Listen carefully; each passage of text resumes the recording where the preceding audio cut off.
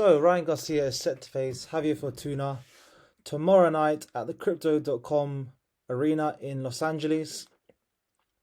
This will be Ryan Garcia's first fight at super lightweight, 140 pounds. He's previously campaigned at 135 and 130. And from what we can see from the weigh-in, we have to expect that Ryan Garcia is the favourite going into this contest. As we can see from this boxing scene article here, Javier Fortuna did not look great at the weigh-in. I mean, this is a guy who has never really campaigned. I mean, he's campaigned at 140 before, but he's, I guess, mainly a 130 pounder. And if you saw the weigh-in yesterday, he really did look quite chubby, quite out of shape. You know, usually when we see boxers on the scales, they usually rip to shreds. They usually have to cut weight. And Javier Fortuna just didn't look very, very good, very shredded. Not in his best shape, really. That doesn't take away from the fact that this guy is very experienced. As we can see, Javier Fortuna has got 37 wins, 3 losses, and only 1 draw. He's 33 years old, and he's only really lost to high-level opposition. He lost to Joseph Diaz in 2021. He lost to Robert Easter, another high-level opponent, and then also, I guess, Jason Souza. Well, we're not sure about that one. Ryan Garcia, on the other hand, you know, we have to expect the victory, and him, on the other hand, is looking very good for the weight. Ryan Garcia is 5'10". He's definitely, you know, a big lightweight or a big super lightweight, you know, just from his height alone. He does seem to have put on some muscle recently. He's getting a lot more filled out. He's still only, I think, 23 years old. He's still very young. He's still going to fill out more. And, you know, we can actually see Ryan Garcia probably move up to definitely 147 one day, and maybe even 154, 160. It all depends how he grows. I mean, he's got a lot of growing to do.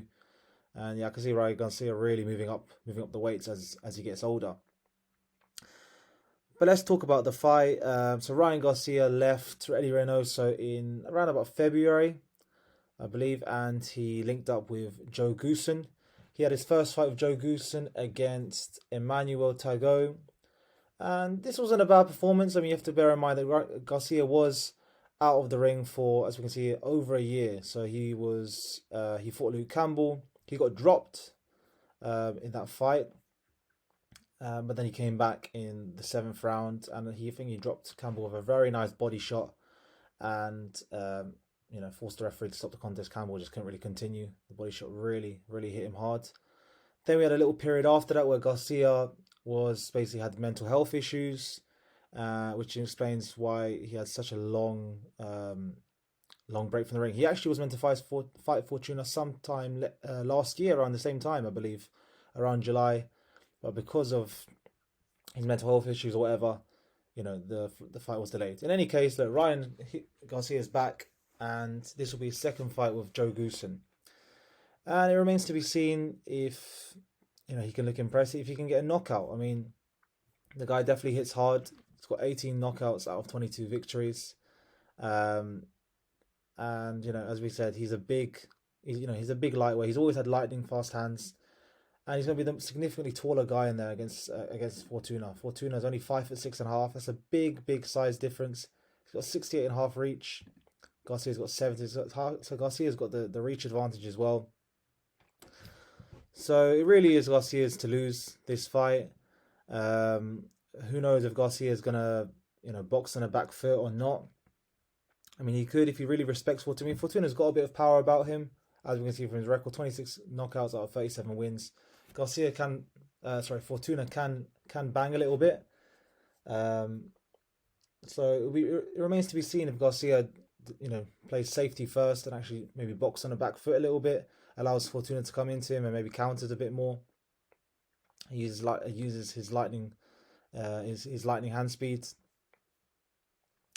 Another interesting thing about this fight is that Fortuna is a southpaw, and you know, Garcia, even though he beat Luke Campbell, you know, I guess we could say fairly convincingly, you know, he was dropped in the second round and he did have some issues there.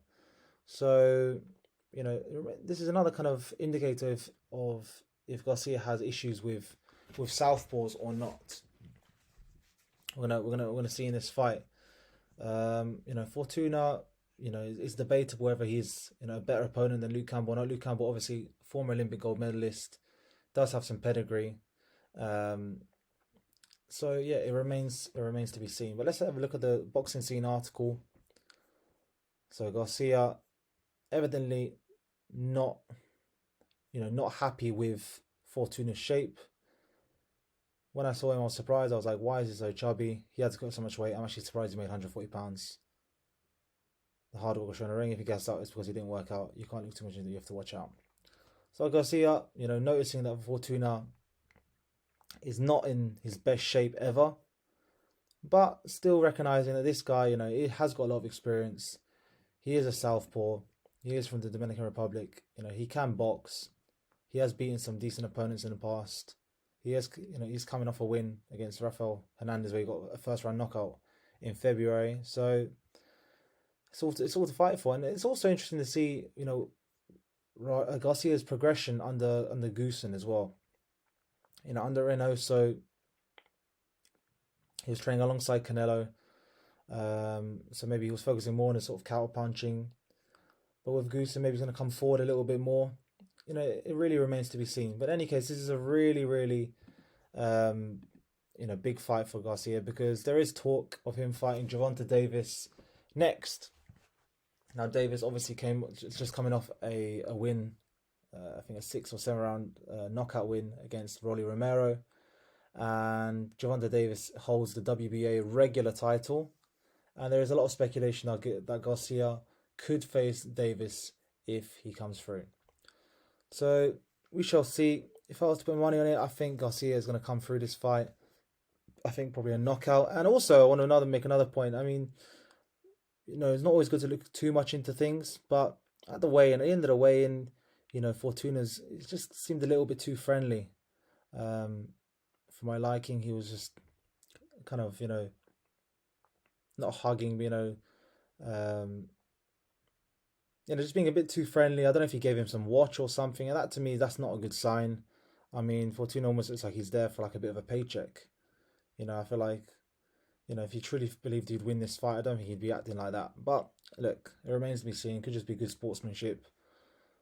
But we shall see. We shall see. In any case, let me know in the comments about this fight. I think if I was a betting man, I'd definitely say Garcia to win this fight by a knockout.